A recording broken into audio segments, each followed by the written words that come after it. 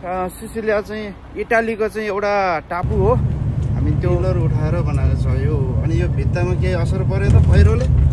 केही असर परेन हैन। सुनसान क्या भूत घर जस्तै छ क्या। ओहो टिकट काटेर चाहिँ हामी चाहिँ फेरीलाई अब सिपलाई चाहिँ वेटिङ गरेर बसिरहेको छु। यो मेसिना भन्ने जहाज चाहिँ पारितर्फ जाँदै लाग्दैछ हैन। हाम्रो जहाज सिपले चाहिँ स्पिड लिन थाल्यो अब।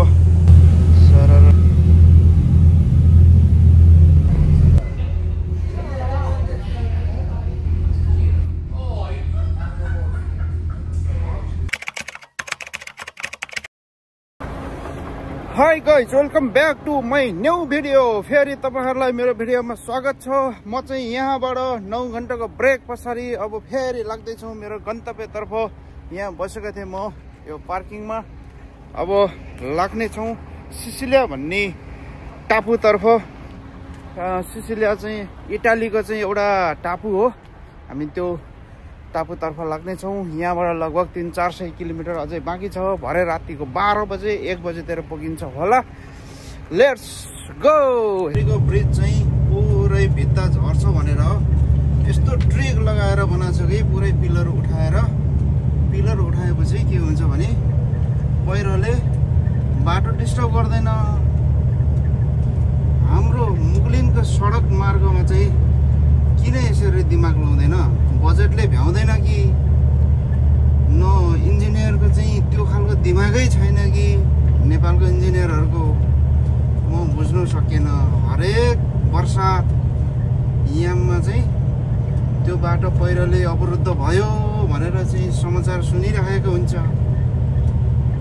ल हेर्नुहोस्, यहाँ भित्तालाई केही असरै गरेको छैन। यहाँको रोडहरू सट्ट मुनिबाट पिलर उठाउँछ, सरर बनाइदिन्छ।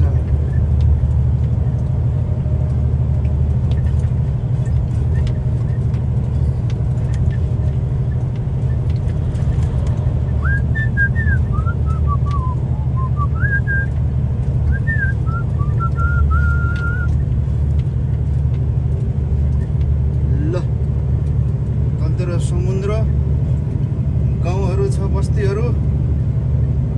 यहाँ रोड छ। यो रोडलाई यस्तो पाराले बनाएको छ। ल हेर्नुहोस्, पिलर उठाएर बनाएको छ यो। अनि यो भित्तामा केही असर पर्यो त पहिरोले? केही असर परेन। तलतिर गाउँ, समुद्र, सडक। यहाँबाट फुत्कियो भने चाहिँ सिधै मान्छेको पेटमाथि गएर सुत्ने हो होइन, गाडी सहित।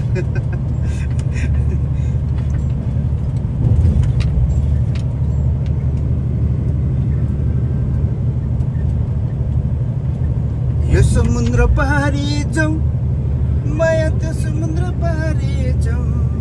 खास गरी हामी यो समुद्र पार गरेर चाहिँ पारी सिसिलिया भन्ने टापुतर्फ जाँदैछौँ हाम्रो यात्रा।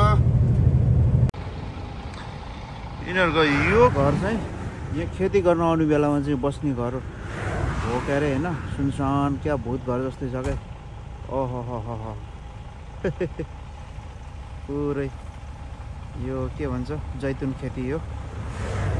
यहाँ चाहिँ के रहेछ यो मसिनो घाँस जस्तो छ।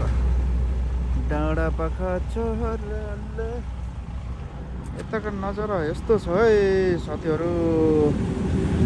यहाँ चाहिँ डाँडा खनेर ध्वस्तै बनाएर छ यहाँनिर। डाँडै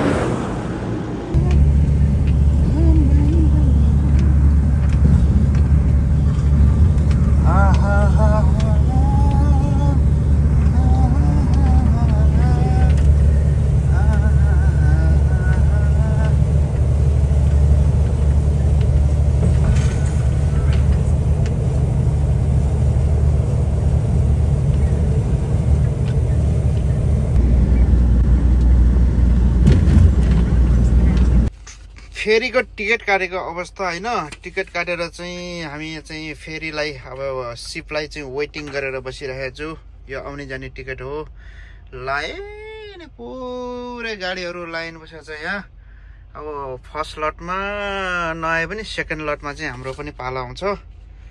यो चाहिँ फेरीको टिकट, अप एन्ड डाउन जाने आउने टिकट हो यो।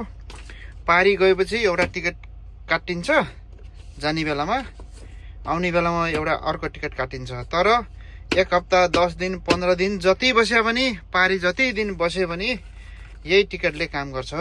रिटर्न आउँदाखेरि 2 जना मान्छे एउटा ट्रक गरेर यो 3वटा टिकट।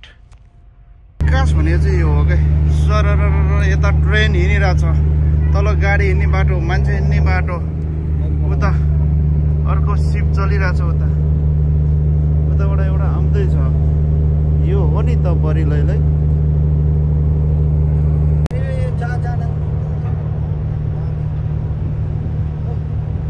मेसिना भन्ने जहाज चाहिँ पारितर्फ जाँदैछ होइन।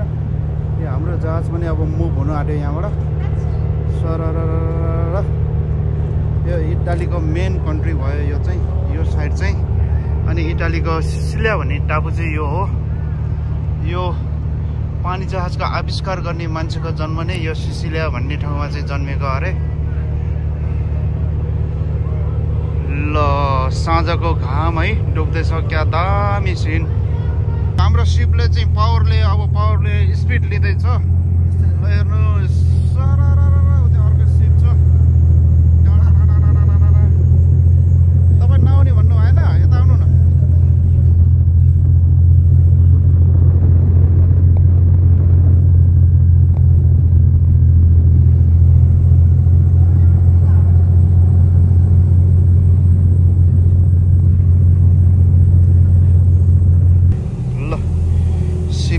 स्पिड लिनु थाल्यो अब सरर लगाएर।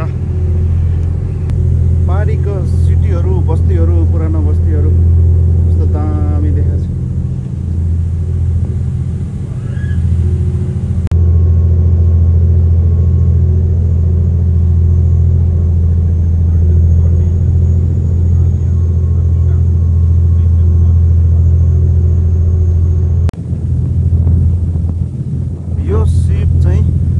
जनरल कार्गो रहेछ होइन, जनरल कार्गो सिप। सरर यतै घुमेर बस्दो रहेछ क्या, सायद त्यो कति टिकट काटेर घुम्ने होला यो।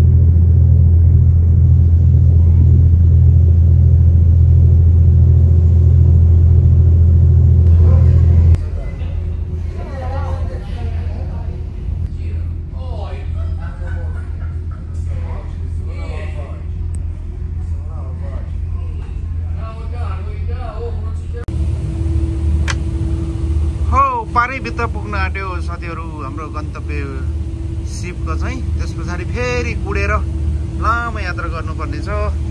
अहिले चाहिँ पारी अब सिपले ल्यान्डिङ गर्ने बेला भयो। त्यो माथिको चाहिँ देख्नुहुन्छ नि, यो चाहिँ ज्वालामुखी फुट्ने ठाउँ हो है। यो ज्वालामुखी फुट्ने ठाउँ सिसिलियाको। यहाँबाट ज्वालामुखी भल्क्यानो छोड्छ त्यहाँबाट चाहिँ। हाई साथीहरू, रातिको चाहिँ 10 बजे है। म चाहिँ यहाँ डेलिभरी गर्ने कम्पनीमा आइपुग्यो। अनि यो कम्पनी चाहिँ यो हो। यो कम्पनी अहिले बन्द छ। अब भोलि बिहान 9 घन्टाको ब्रेक सकिसके पछाडि चाहिँ बल्ल अनि यहाँ म अफलोडिङ गर्छु। मेरो गाडी यहाँ छ, यहाँ छ। आज मेरो स्लिप चाहिँ यहीँ हुनेवाला छ। ल हेर्नुहोस्, गाडी यहाँ राखेको छ। कम्पनीको एउटा गेट यो गाडीको अगाडिपट्टि छ, एउटा गेट यहाँ छ होइन।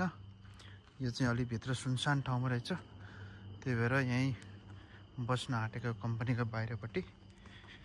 यो डेलिभरी कम्पनी चाहिँ यो हो, इटालीको सिसिलिया भन्ने ठाउँ। यो चाहिँ टापु हो। धन्यवाद साथीहरू, धन्यवाद भिडियो हेरिदिनु भएका लागि। अब यो भिडियोबाट चाहिँ बिदा चाहन्छु। फेरि नेक्स्ट भिडियोमा भेटौँला। Bye bye, good night.